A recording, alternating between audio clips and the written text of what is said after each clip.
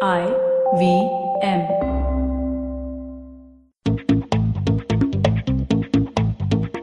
Happy New Year, everyone. It's day 1 of 2019, and it's been a month for this podcast as well. 2018 has been an interesting year.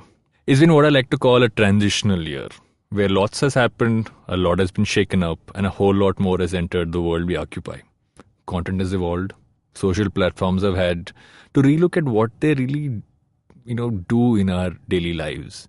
Commerce has become more than a transaction. It's rather a value chain in our lives. And personalization is everything now. For me personally, it's been the year of babies growing up and evolving. While on one end, the company me and Rohit started 9 years ago was acquired by Group M and WPP and has seen an amazing start to a whole new stage in its journey. On the other side, my daughter Leia learned how to walk and hasn't stopped since.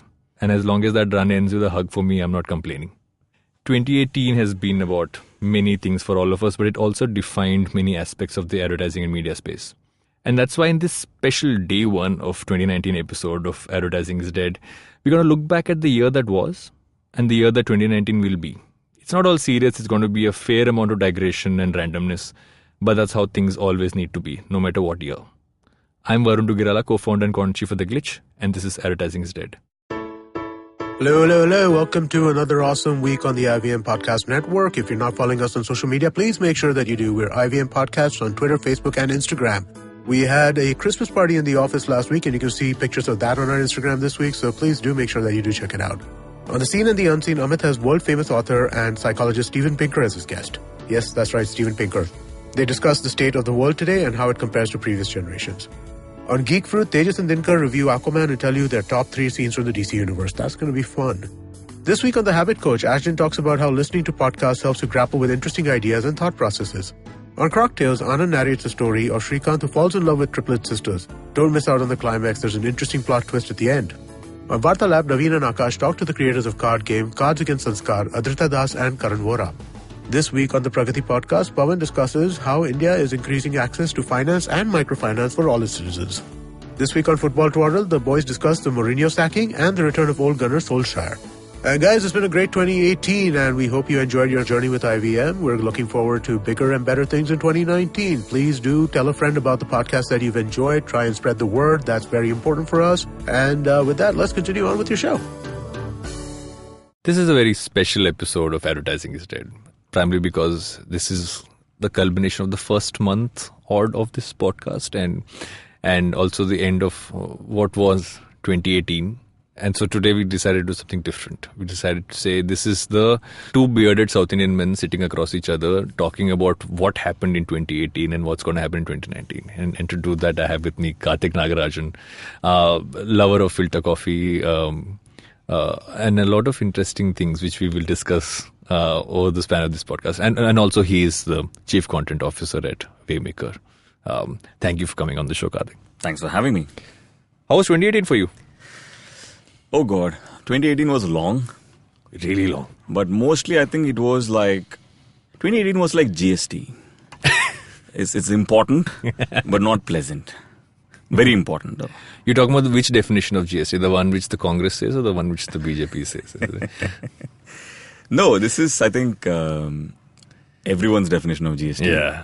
That GST, in fact, is a creation of all the parties, yeah, as you know, which is not really the popular discourse, but that's for another show. Yeah. We will speak to Amit about that. Yeah.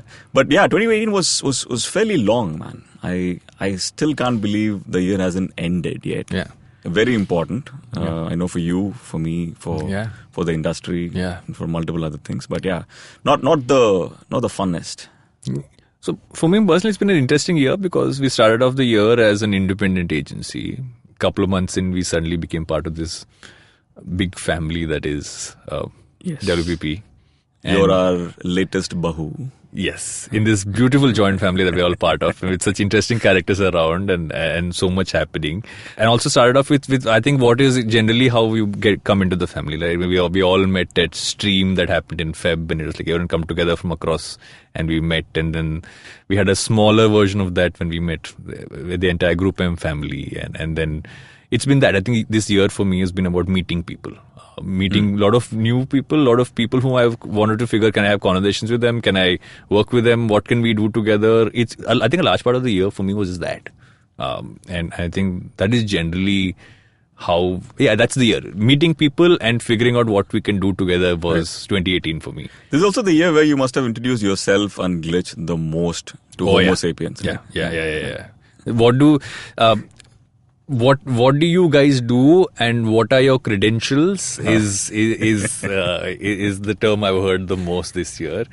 Also, I think roles have really changed for me. I think when you're running something which is an individual, independent entity, your job roles become a lot of things, right? It becomes finance, commercial. I spent almost 3 odd years just doing finance, commercial, and operations.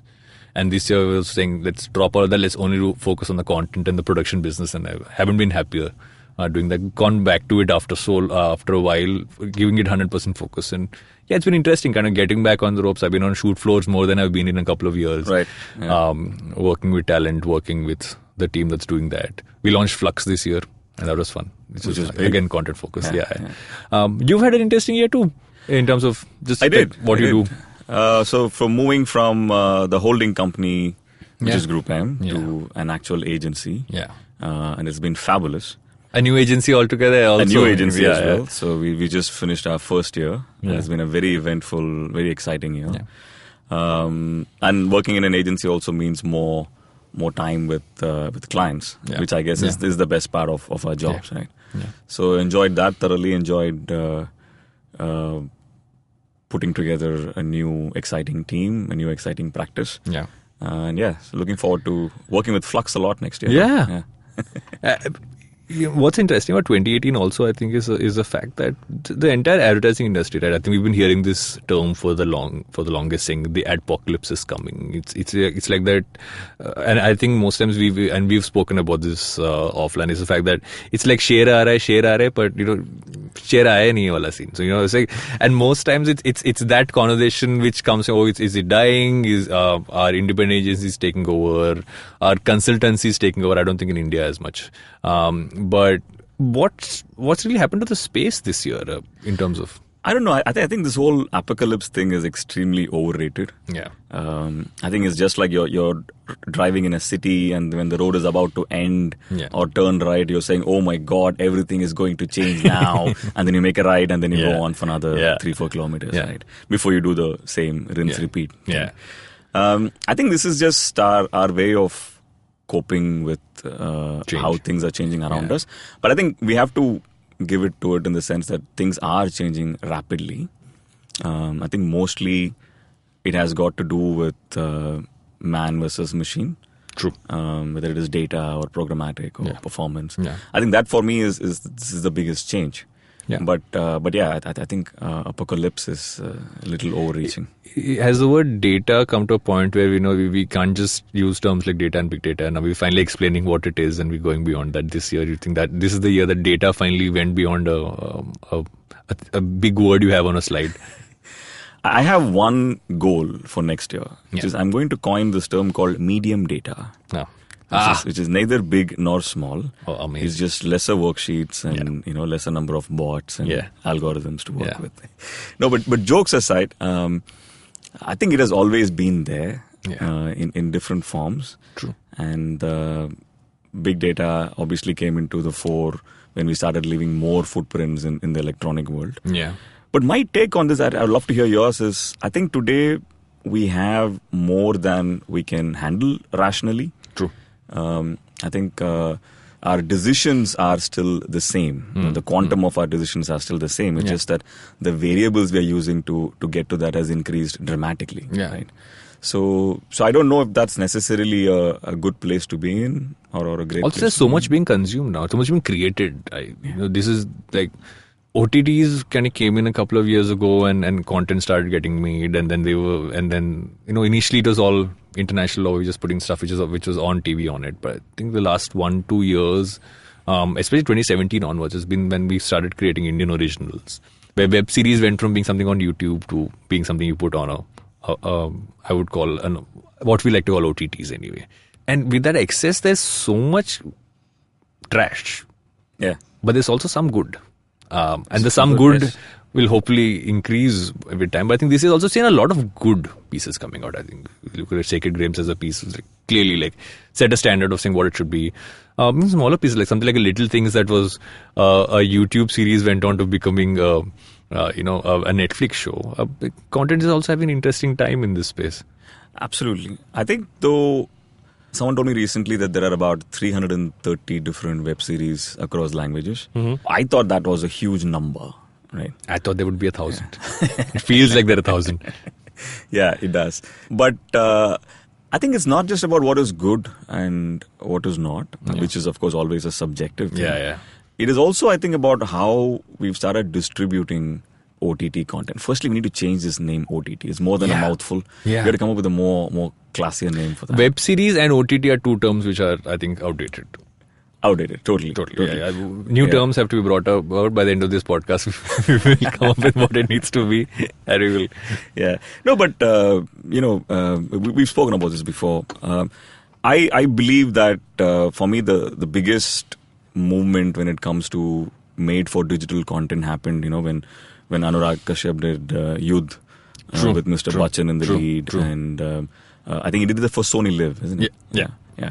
So I thought it was a very, very good piece of content, as dramatic as the Sacred Games probably. And I think before its time, I think if that had been made this year, the consumer would have latched onto a lot more. Yeah. Exactly. And I think, including me, roughly about 8 people have seen that series. Yeah. But that's what I'm saying. Today, you go down Western Express Highway. It's like Bring On the Night, right? When MTV made Bring On the Night and Vishwesh made that series, and I think we were all so excited about it. The fact that there is a series being made, and it seemed like the right thing, and it had all the quirks you'd expect from it. Had everything that we would expect from a digital series, and what was there globally. Again, I think So cable cutting is a good thing because we finally have more opportunities to put out there, to put content out there, and really people are consuming it a lot more than they would have. I mean, look at what Yashraj did a couple of years ago, right? When they put those 6 shows up. A show like Powder is phenomenal and just didn't find the audience it could have. Shadi.com was another one which I thought was so much fun, and I would have watched multiple seasons of that show. And it didn't have multiple seasons. Have you cut the cord yet? No. 2018 you cut the cord? I don't think I'm going to cut it. I love TV, man. I really love television. I haven't cut the cord, but I have the cord. I haven't opened it in 2018. Listen, I think the obvious reason why most of us still have a cable connection is probably live sports and news, both of which I consume more than I should be consuming. News really isn't. Wouldn't you say news is more a digital game now? Especially, I'm guessing both of us do only consume English news a lot more than No, actually no. Oh. So I for one feel that English news television probably has saturated. I don't know what's going on there. It's certainly not watchable content anymore. In fact, the only thing I see on English news television now is brand integrations. Right? I still watch NDTV only for that. I think it's the most peaceful conversation on politics amongst any channel. It's just peaceful. I just feel like there is a conversation. It's not the decibel levels are what my eardrums can take. But I watch a lot of regional news content where the conversations are much more civil. The discussions are much more richer, and the people who are representing entities are very mature, right? And I feel there's more that English news television can learn from regional news channels. We have shows, for example, in Tamil, which are nothing short of a hard talk, man. We have Tim Sebastian type anchors, and it's great. It's great. I really enjoy watching regional news television. Sports, of course. But is that? Would you say that's more? I think Tamil Nadu has always been a slightly more evolved political consumer. I don't think all regional is as. I don't know. I know that Malayalam news television is fairly good. I've not really checked out others. Of course, Andhra is just too much going on at any point in time. We 2 states now. Yeah, of course. But one thing I love watching in television is the movie channels, especially the English movie channels. I just love switching on MN Plus HD or Sony Plex or and Privé or whatever. I love the fact that you could just walk into a film midway, you have no idea about it, but the film has a certain quality, and then you sort of just run with it. So you're pushing back from the one thing which all OTTs sell themselves on, is that you don't have to come and kind of switch on halfway through a movie. Yeah, appointment. Yeah. Viewing. No, but this really works for me. Like, for example, the other day I was just I switched on and I was seeing this film called Bat Kid Begins. Yeah. Which is a documentary about a kid suffering from cancer, set in the Bay Area. Yeah. Which I thought was brilliant. There is no way I would have Googled or found that on any other recommendation engine. So the element of surprise in Yes. finding content, discovering content. Exactly. Is everything. Yeah, that's the Netflix algorithm. Huh. But are you saying that because there is an algorithm on digital that it's taking away the element of what we would generally watch? So, you see, my relationship You're with... going against what our industry stands for. We use that data and we target them with advertising. Yeah, no, listen, I used to... Like, Netflix has played a big role in my life. Right? I used to be a customer of Netflix when they were selling DVDs. This was wonderful time when I was living in another country where you used to receive the DVDs in your mailbox. Yeah. And then this beautifully designed envelope where you put it back and then ship it back to them, right? Never worked here. No, never. Yeah. Yeah. Here, DVD libraries, you take the DVD and then just not give it back. Correct. I've done that. Like, nice collection of DVDs somewhere lying. Yeah. No, so Netflix used to be a great... I don't know, it used to be a great discovery engine. Yeah. But now I'm just wondering if I'm being surprised as much by what I'm seeing on the carousel as I used to before. Do you think it's also the year when social media networks, if you want to call them that, because they are media networks, I think it's time we call them media networks, because that's all we're consuming on them. The algorithms have also played foul, right? We've all started living in our own echo chambers on social media. We consume the same kind of stuff. As we consume one thing, we only get more of that kind of stuff. Are we then not creating enough stuff that has, I could consume this too, and I will maybe find this too without me actually, having to only watch the same kind of stuff again? And does that make what we do, which is advertising, a lot more, does that make it easier, difficult? I think it makes it difficult. I think we have a distribution problem because of the echo chamber situation you just mentioned. But I think somewhere, this way of social networking, I think has also reached a saturation point. I don't think it is as relevant for the next generation of digital natives as it was for you and I. Right? We were all excited to just have it. Yeah. I don't know where ICQ are. ICQ was amazing. We could chat on it. And then we had oh my God, Orkut. And wow, you could have a profile with your interests. Yes. And we all liked pages when we first were on Facebook. You sound really old saying this, but it's only been a decade. It hasn't been that far back. Not even that much, yeah. What, 2008? 2004 when Facebook started? Something like that? Yeah. We're not that old. These things are quite new. Yeah. No, but you know what I loved about Orkut? Is I think it's what do they call it? The recommendations of people. Like the nice things you use, the endorsements. I don't know what they called it. The testimonials, yes. So those were awesome. Yeah. Way better than the LinkedIn testimonials I've ever written. Yeah. Oh, yeah. I've been getting congrats on your work anniversary this week. Thank you everyone who's given me congrats on your work anniversary this month. It's just my entire inbox is filled with that. I love your wishes. I am not being bitchy about this, but you know what social media has killed? Yeah. It's birthdays. Right. Not entirely though. You remember birthdays now because you don't really remember birthdays anymore. That was the whole point. That you wouldn't remember birthdays. Right now, everybody remembers everybody else's birthday. That's true. Which doesn't make it fun at all. And so the intensity of wishing has come down drastically. And those people who actually leave their birthdays out of their information are the worst people on social media. Because then you actually have to figure this out. Oh, you didn't wish me on my birthday. It's not on your Facebook profile. Like, there's a reason why that feature was there. Why would you put it out? At least somebody is putting an element of surprise, which by now you must have figured is what I live for. Yeah. But you know what? The fundamental format of social media, which is the news feed led format. Yeah. I think that is, I don't know if it is dying. Yeah. But I think one indication of that is how well the stories are doing. Yeah. Right. These are years of stories. Yeah, that's actually. Yeah. Or rather, Instagram taking stories and saying, and Snapchat saying, oh, that's a feature you just took, and now I'm second. Which is fine. What do you expect from the different houses, which is like playing within character. Yeah. But stories, I guess, really have been the hero of this year. And not just people, the way artists, the way brands have used them. Stories have really led to new forms of storytelling. I think that's the narrative, or rather building narrative using that has really evolved. In IGTV, I find it to be a very interesting format because vertical video it's not like it hasn't been around for a while, right? Snapchat has always pushed it. YouTube has some elements of it. But really, video being vertical is exciting. That's because I think it's an interesting way to look at it, primarily because that's how you hold your phone. So if you're consuming content on your phone, can you tell an immersive story with a vertical video? And that's the challenge. And that's the way I look at it. I think some people have also been smart about vertical video platforms. Like if you go to a lot of Instagram videos and people have just put their regular stuff on it, they say the first graphic says tilt your phone the other way to watch before you start watching the video.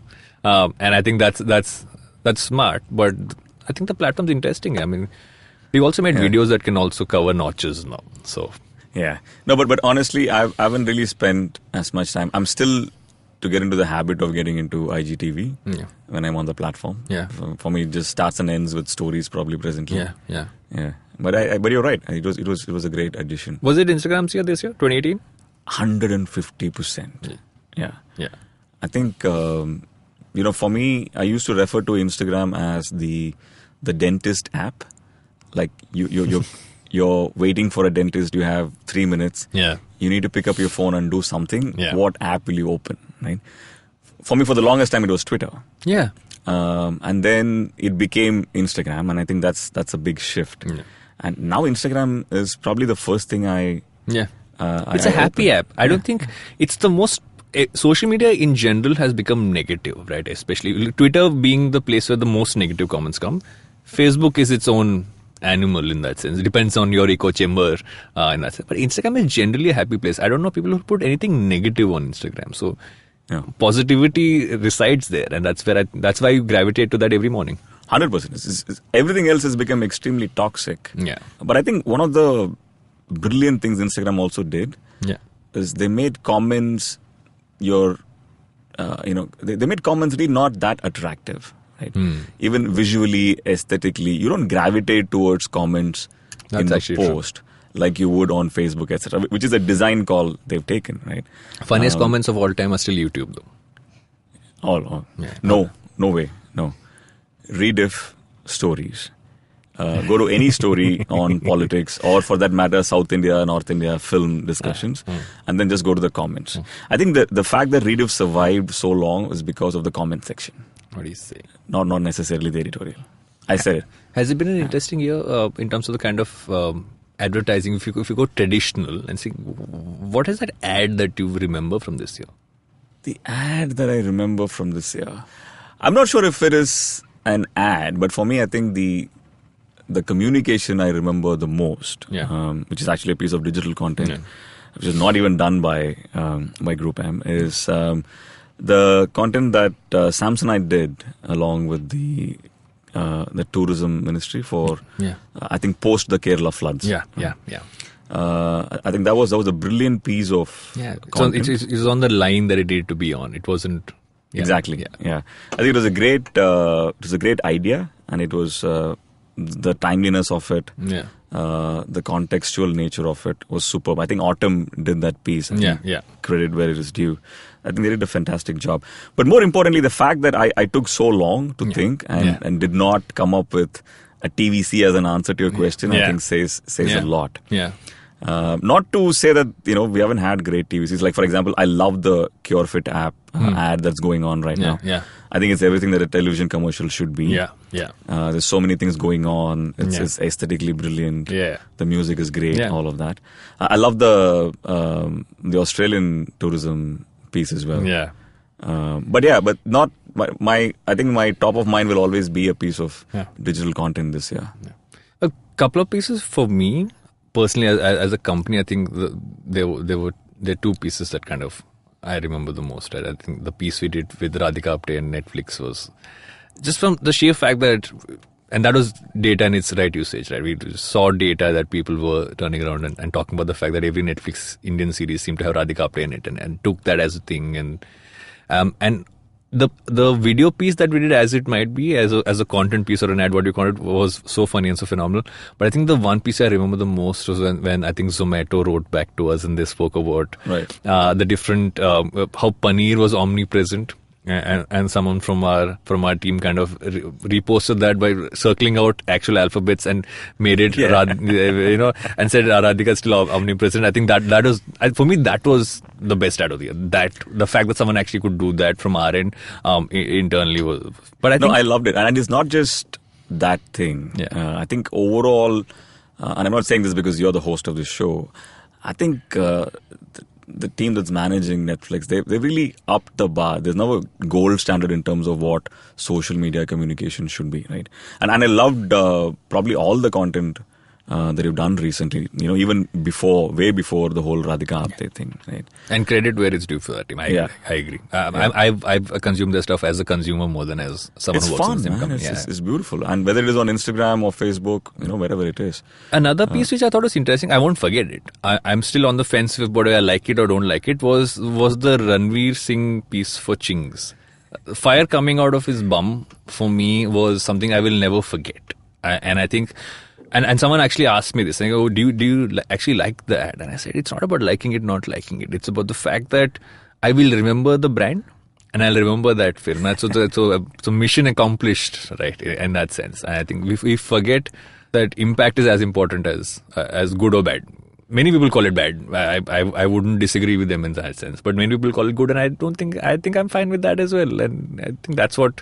So advertising hasn't died in this year. It just changed. In fact, and by the way, I think there's a bit of the Chiranjeevi fan in you, which makes you love everything. I like these things.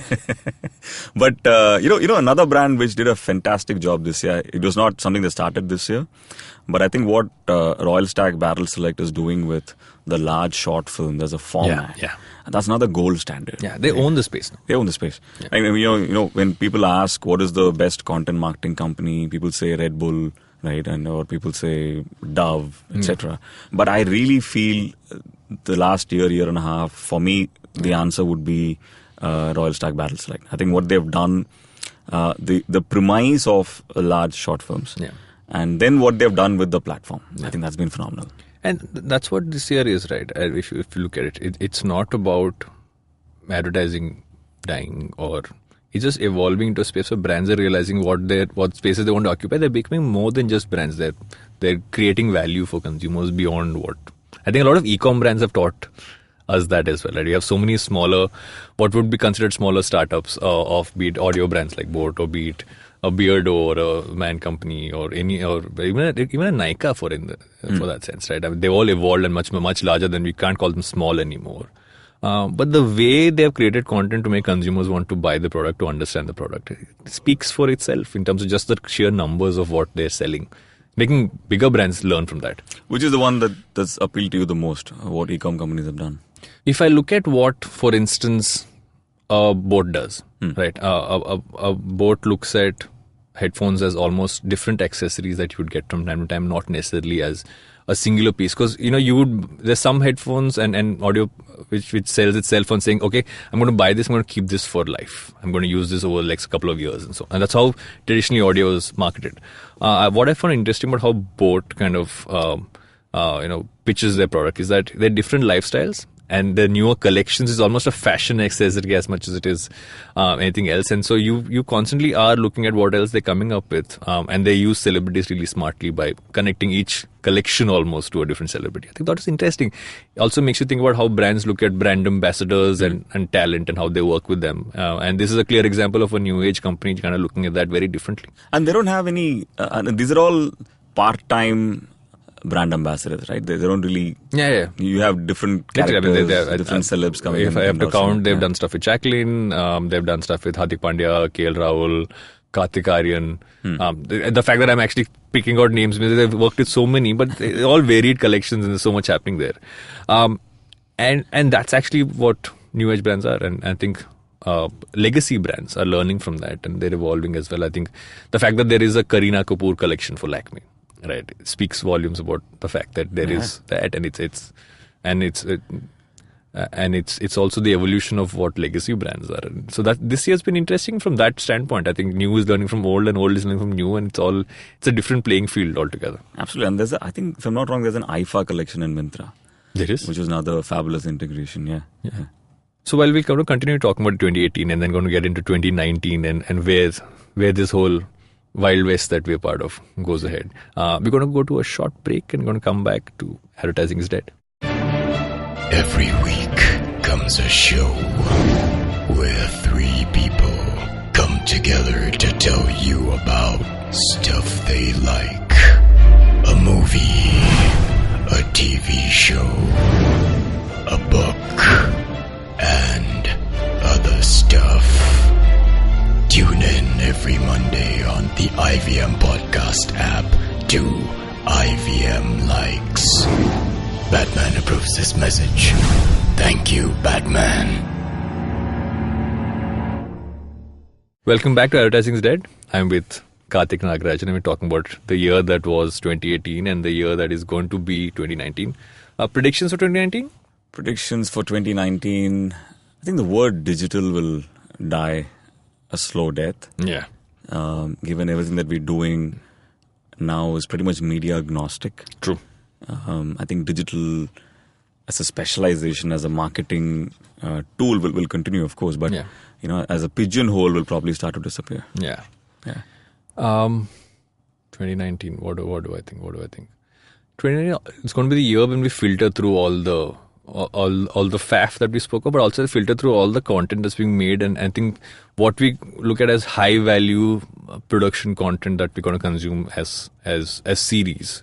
I think that's really going to be the year. We're going to be creating too many things, but are we creating enough good things is I think a question a lot of us ask. And I think 2019 is going to be the year where a lot more good things are going to be made on the series front. And I'm talking purely as consumer. But I also think as advertisers, we're going to look at, I think, content and production, as you say, for advertisers is going to really be an interesting year. I think we've tested waters over the last couple of years. I think 2019, we're finally seeing value in what production per se can really do. For brands, full time. We no longer talk about, thankfully, this year's the year when most brands have not spoken about one TVC, two TVCs in a year, 4 TVCs. That's now died. We're talking about multiple pieces of content we're creating all the time for various different reasons. So 2019 is going to be an acceleration on that front, which is great news for people like us. What do you think of always on content, which is what brands create on social media for maybe twice a day or 5-6 times a week, etc. There are things that you have to promote, there are things that you don't promote. I don't know. Is that also dying a slow death? I think it's evolved into what we're calling performance marketing now. Right? I think performance marketing has really taken over that part. If you're always on and just putting stuff out as a brand, it at some point was doing it worked in 2017. I think in 2019 it's going to be, I'm putting an asset out. It's really either going to push for sale. There's a reason why it's there. I think we used to put out a lot of content on social media. I think now we're talking about very targeted stuff that's targeting a specific consumer. It's made for that consumer and they're going to look at it. It's going to either give them value or connect to their values and really accelerate from that. So it's evolved. The earlier part, I don't think is relevant anymore with the way all the platforms work now. No, but now that you mention it, I think another big focus point, and maybe we'll hear this term a lot in this coming year, I think it's going to be personalization at scale. Yeah. Right? Yeah. I think that's something that we've all dabbled with in many different forms. I feel content by itself is personalization at scale, but our ability to target different people with different flavors of it, I think that's going to be very interesting.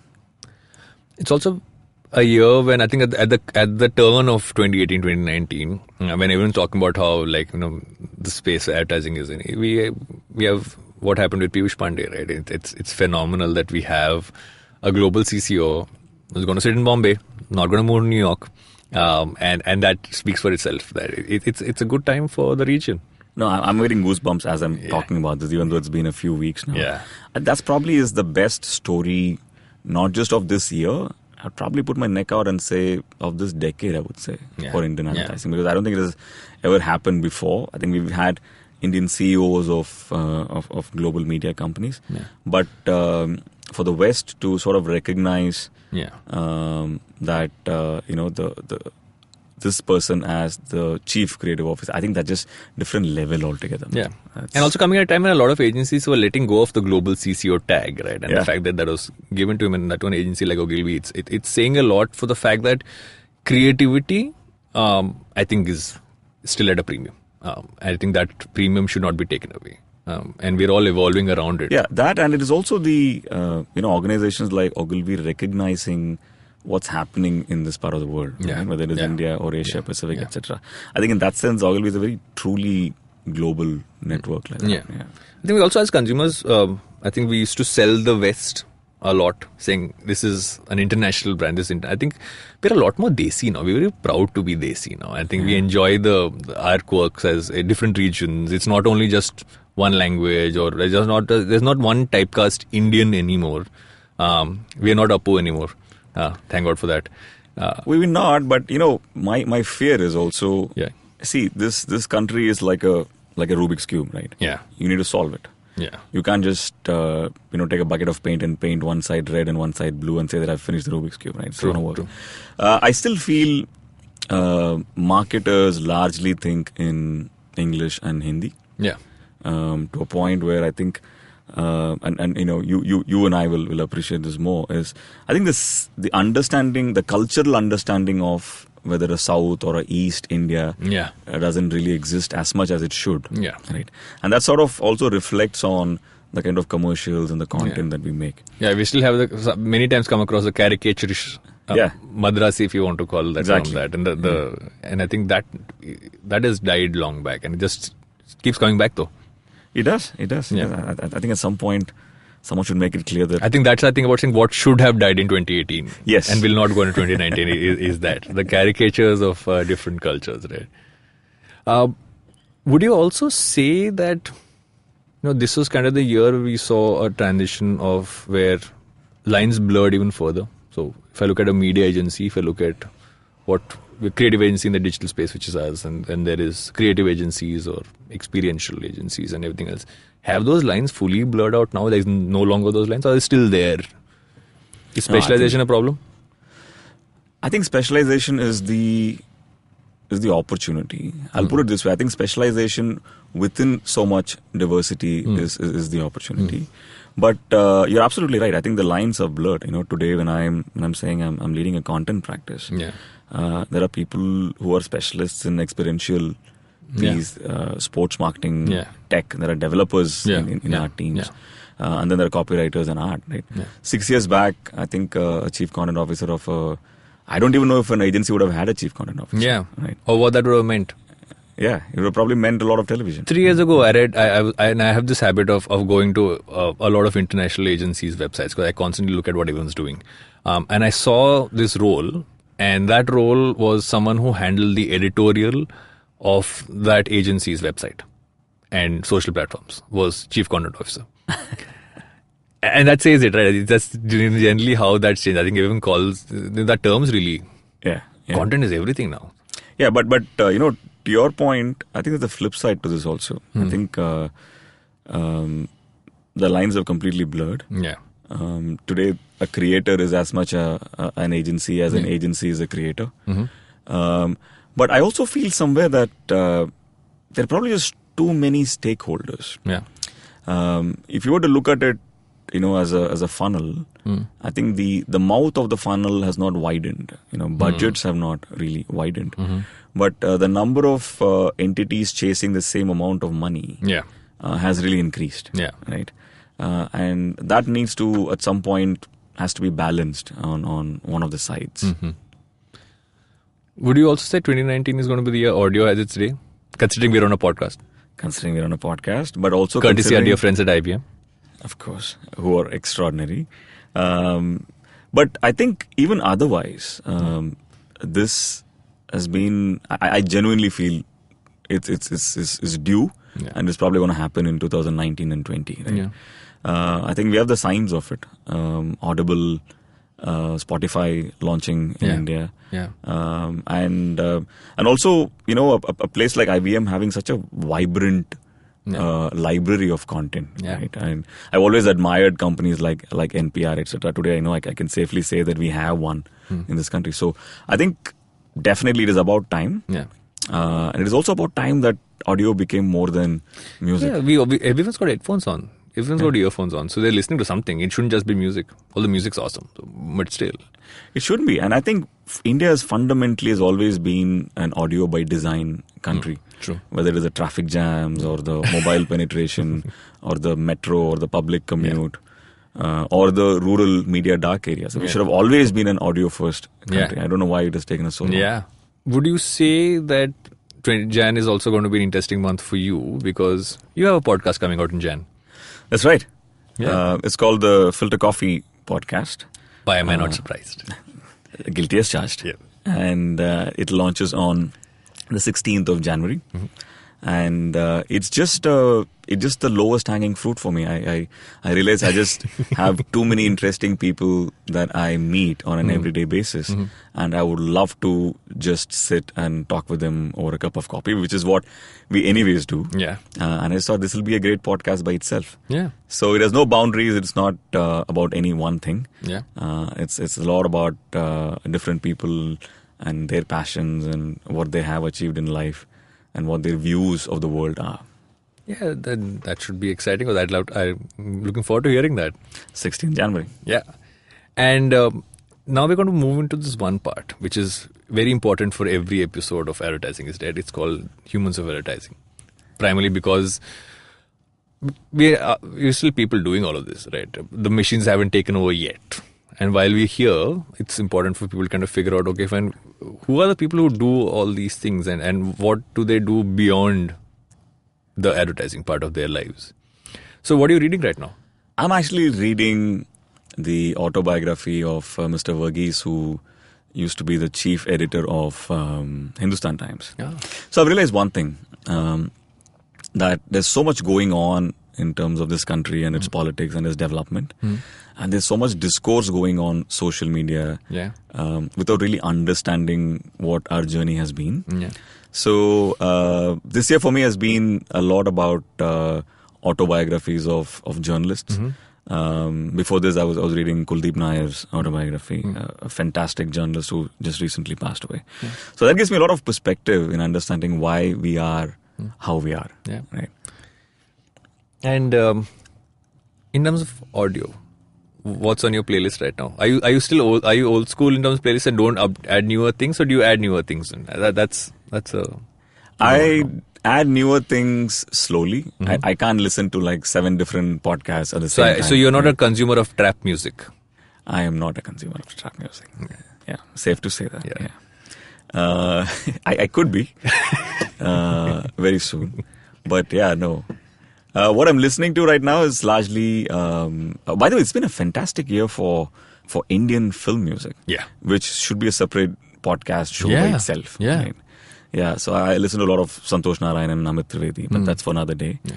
But I like many other people, love listening to Guy Raz and what he does with How I Built This. I think it's a show I haven't exhausted yet. I just randomly look for companies and entrepreneurs that I admire and then just listen to. That's still on. Malcolm Gladwell's show has been for me the most transformative audio experience ever. I'm a huge fan. So that is there. I love your show. It's been very, very interesting. I know it's very young, but within the IVM family, I love yours. I listen to a lot of Amit Verma and of course Cyrus. Yeah, Cyrus you got to listen to. Yes. On a Monday morning. I'm trying at different times of day and I'm figuring out what is my right fit. What is that one thing, if you say, what can Karthik whip up in an instant? What would it be? An Ilayaraja number. Really? No, that's the first thing that came to my mind. I also make a killer upma. So well done. It's a toss-up between these two. And if I had to ask, what is the weirdest quirk that you have? What is that weirdest habit or quirk that you have? Because we all have quirks, right? That's why we're in the space that we're in. So what is your weird? So I have no idea if I'll be able to face the world after this, but the first thing that hits my mind is I'm terrified of snakes. Yeah, and correctly so. Right. And I think when I was 6-7 years old, I read in a newspaper that a guy died because a snake bit him in the bathroom. Mm-hmm. So every bathroom I go to, even now, I still look for and check for. So you don't want a rattlesnake to come out of there and bite you in the unmentionables? Any kind of snake. Yeah. Oh, that's a visual. I have fear that I'm going to fall off a building at any point of time. You're scared of heights? Majorly. That's my most recurring dream, that I'm falling off a building. I think that's a fairly common one. Yeah. But I have this thing. I don't know if you have this. When I'm looking over a parapet wall, I don't look over parapet walls. I do cautiously. I still feel like I can feel a chill in my spine. I'm 100% convinced that someone's about to push me down. What's that one thing which you really want to do in 2019? Personally, So, the short film I've been writing forever now has to be made. Yeah. I don't want it to have like a death inside my head. Yeah. So that definitely. We're always shooting for that Cannes Grand Prix. Yeah. That'll be nice to have. Yeah. But mostly I want to get back to tennis, which I haven't played in a fairly long time. Yeah. I have the world's worst backhand, but I've played tennis a long time. How about you? My poor dad tried to send me to tennis coaching camp my entire childhood. Forehand always, backhand worst on earth. Like not even on the same court. Like you'd go out of the building kind of backhand. For me, it's the serve. My service is pathetic. I think it's a South Indian thing. We've all been taught tennis. I think it's a No, the South Indian thing is actually badminton. And there is actually something even more South Indian than badminton. That is, have you ever played ball badminton? Yeah, I have played ball badminton. Okay, all of, I think, 37 people in India have played ball badminton. And Coco. Coco, I think, is it's a national treasure. Isn't Coco like a Maharashtrian thing also, no? I don't know. Coco is the best sport ever. Yeah, but ball badminton, man, it's like the mix of volleyball, tennis, and badminton. But here is the thing: it's played on a volleyball court. Correct. With volleyball nets. It's amazing. Brilliant. Yeah. And I have the most deadly curve serve. 2019, I want to give that book I've been trying to write for years another shot. So I have about 6. I end up writing prologues. So I might eventually end up publishing a book of prologues because I literally have that. I've been trying to write a book every year for the last 3 years. I'm trying to write a script and I have like enough first drafts. And I was just writing a script because I just thought it's fun. But I think that book is what I really want to do in 2019. In trying to find time to do it. What will it be about? If I can be the suspense breaker. I've been wanting to write a book about what my life has been about till now. And didn't want it to be autobiographical. So I was talking. It's always been called Halfway There because at some level I am kind of halfway there. But there's been enough randomness that has happened. Also because I've done some really some stupid stuff. I've done a lot of bizarre things in life. I've been chased by cops on the sidewalk of Bangalore at 3 a.m. and hidden next to beggars. If that's an incident that doesn't spark someone's curiosity, then I don't know what will. I think, what were they chasing you for? Let's not even get into that. I've had to make a getaway in an auto post that, so let's not. You're a guest on my show very soon. Yeah. We'll save it for that one. Yeah, so that's what 2019 is hopefully going to be. But a lot of our friends have written wonderful books this year, haven't they? Yeah. It's been a good time for books. It's been a great time for books. Yeah. I'll hopefully finish one sometime. And since we've done all of this and we've spoken 2018 and 2019 and we're in this transitional year as we call it, and we're still not that old just because you remember ICQ and Orkut. Or ASL. Or ASL. Oh, yeah. I'm going to ask people who are born in this decade and ask them what ASL means, and I want to see how many come back with the correct answer. Age, sex, location. Damn it, people know this. It still exists, man. Yeah. It still works. So on that note, we're going to go play a game of Coco. Coco, yes. and Happy New Year to everyone. This is day 1 of what's going to be a very interesting year. We're almost done with another decade. We're just like 1 year away from another decade getting over. So should be fun. I'm not going to any 2020 plans right now. I had enough of that over the last couple of years. But here's wishing everyone a fantastic year. I have a feeling it's going to be great. Yeah, it's going to be interesting. Yeah. Thank you. This is Advertising is Dead, and I am saying bye-bye.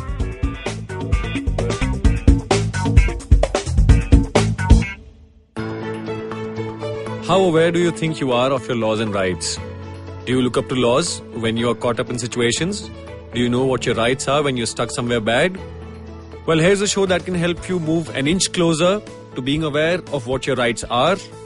Tune into Know Your Qanoon with me, Amber Rana. This is a podcast meant to answer all your law-related queries. Catch Know Your Qanoon every week on the IVM website or the app or anywhere you get your podcast from.